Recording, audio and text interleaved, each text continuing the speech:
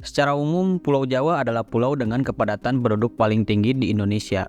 Gimana enggak gitu? Lebih dari 150 juta orang tinggal di pulau ini. Dan dengan jumlah ini menandakan bahwa 60% penduduk Indonesia tinggal di Pulau Jawa. Hingga saat ini, Pulau Jawa juga menjadi magnet dan memiliki peran penting bagi eksistensi dan keberlangsungan negara. Namun di balik semua fakta yang sudah kita bahas barusan, nyatanya dari segi pemerataan penduduk dan pembangunan, sebenarnya Pulau Jawa belum merata secara efektif. Pembangunan dan kepadatan penduduk yang tinggi tersebut mayoritasnya berada di kota besar di Pulau Jawa. Dan jika kita melihat secara teliti letak dari kota-kota besar yang ada di Pulau Jawa, seperti Jakarta dan Surabaya, semuanya berada di wilayah utara Jawa. Bahkan berbagai kegiatan industri, pembangkit listrik, jalan tol, pelabuhan, perdagangan, bahkan lumbung pangan, terutama padi pun juga hampir rata-rata berada di kawasan utara Pulau Jawa. Dari fakta ini juga secara sekilas seperti memperlihatkan adanya kesenjangan antara daerah utara dan selatan Jawa. Namun sebenarnya fenomena tersebut bukan tanpa alasan, karena ada beberapa faktor penting yang membuat hal ini bisa terjadi. Lantas, apa aja sih faktor-faktor penyebabnya? Mari kita bahas dan simak video ini sampai habis.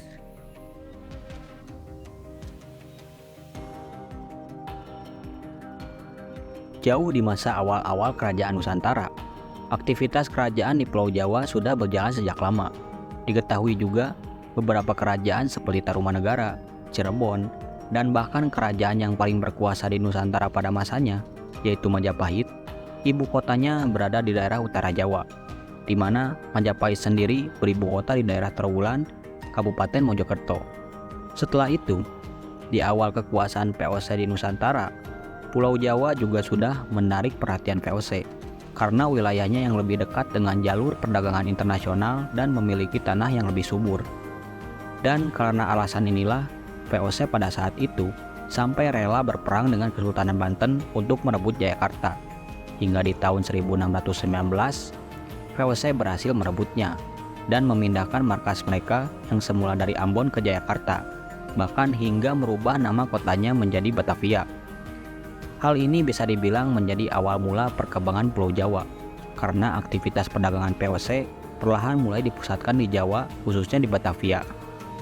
Kemudian pada masa kolonial Belanda, tepatnya di tahun 1808, Gubernur Jenderal Hindia Belanda saat itu, yaitu Den Diels, berencana untuk membangun jalan raya pos yang membentang di wilayah utara Pulau Jawa, yakni dari Anyer sampai Panarukan. Pembangunannya berlangsung di tahun 1808 hingga tahun 1811. Sebenarnya tujuan awal pembangunan jalan poros ini adalah untuk memudahkan mobilisasi tentara Belanda yang pada saat itu sangat khawatir terhadap Inggris yang ingin menguasai Pulau Jawa. Tetapi pada pembangunan jalan ini, secara gak langsung, terutama setelah masa penjajahan berakhir, adanya jalan poros ini juga membuat pembangunan di daerah-daerah yang dilewati oleh jalan ini berkembang sangat pesat. Karena yang awalnya jalan ini dipakai untuk memudahkan mobilitas tentara, pada akhirnya dipakai juga oleh masyarakat, terutama untuk aktivitas distribusi barang dan mobilitas masyarakat itu sendiri. Yang pada akhirnya daerah wilayah utara Jawa yang dilewati oleh jalan ini berkembang menjadi kota besar dan beberapa di antaranya menjadi kota metropolitan. Beberapa daerah yang dilewati jalan ini yang sekarang menjadi kota besar di antaranya yaitu Jakarta, Bandung, Cirebon, Semarang, dan Surabaya. Pada dasarnya, kota-kota tersebut bertransformasi menjadi kota besar. Salah satu faktornya dipengaruhi oleh jalan poros ini. Jadi, pada intinya, fenomena daerah utara Jawa lebih maju dibanding daerah selatan Jawa karena memang dipengaruhi oleh keterlibatan Belanda secara historis, dan jalan poros ini sebagai salah satu buktinya. Nah, dari pemaparan barusan juga sebenarnya menimbulkan pertanyaan baru. Mengapa Belanda membangun jalan poros ini hanya melewati daerah utara Pulau Jawa?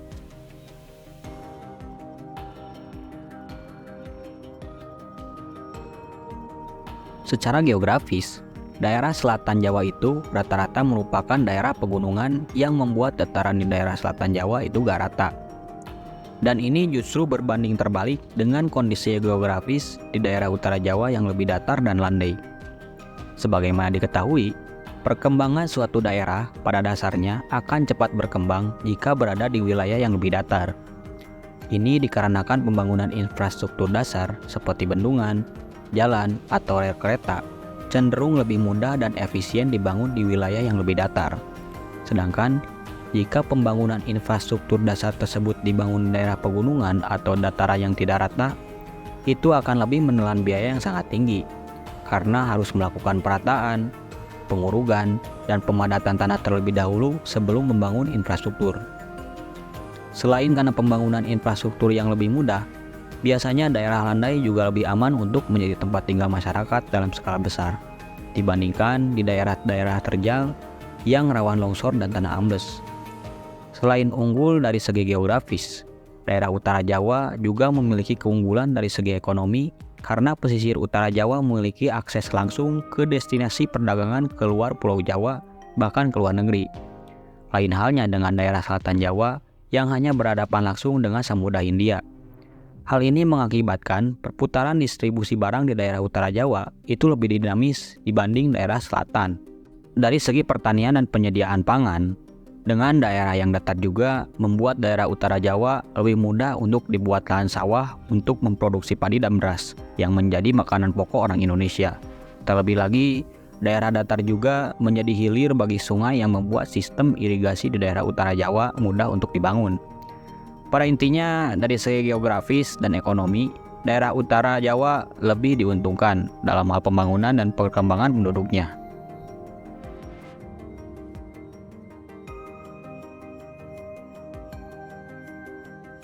Kesimpulannya, daerah utara Jawa memang sangat cocok menjadi pusat produktivitas dan perkembangan berbagai kegiatan penting lainnya, karena memang didukung oleh kondisi geografis dan historisnya. Tapi, dengan fenomena tersebut, bukan berarti daerah selatan Jawa itu gak punya keunggulan dan peran penting bagi keseluruhan Pulau Jawa maupun di Indonesia. Faktanya, karena kondisi geografis dan bentang alamnya membuat daerah selatan Jawa memiliki potensi wisata yang sangat tinggi. Bahkan, gak jarang di beberapa daerah di selatan Jawa, roda perekonomiannya digerakkan oleh sektor pariwisata. Beberapa destinasi wisata terkenal di Pulau Jawa seperti Pangandaran di Jawa Barat dan Parangtritis di Jogja itu berada di daerah selatan Jawa. Belum lagi, masih banyak beberapa pantai yang belum terjamah di pantai selatan Jawa dan objek wisata lainnya seperti gunung, air terjun, pemandian air panas, dan hutan wisata. Selain unggul dari segi pariwisata, karena kondisi alam daerah selatan Jawa yang belum banyak terjamah, juga membuat daerah selatan memiliki peran penting dalam kelestarian alam bagi Pulau Jawa, terutama untuk penyediaan sumber daya mendasar seperti air dan oksigen bagi daerah utara. Jadi, pada intinya, baik itu daerah utara maupun selatan, keduanya memiliki peran penting dan saling melengkapi satu sama lain. Selain itu, sebenarnya tidak semua daerah selatan Jawa itu tertinggal. Beberapa kota besar juga ada yang berada di wilayah selatan seperti kota Jogja dan Malang. Pada akhirnya, fenomena ini membuktikan bahwa pemerataan pembangunan di Indonesia masih belum optimal, khususnya di Pulau Jawa. Memang wajar jika hal ini terjadi, mengingat Indonesia merupakan negara yang sangat besar dari segi wilayah yang membuat pembangunannya tidak akan tercapai secara instan. Semoga aja di masa depan Indonesia berhasil mencapai pembangunan yang merata dan mewujudkan cita-citanya sebagai negara maju. Sekian untuk pembahasan kali ini. Jika ada kesalahan maupun koreksi atau ada yang ingin didiskusikan terkait topik dari video ini, silakan untuk tuliskan di kolom komentar. Terima kasih dan sampai jumpa di video selanjutnya.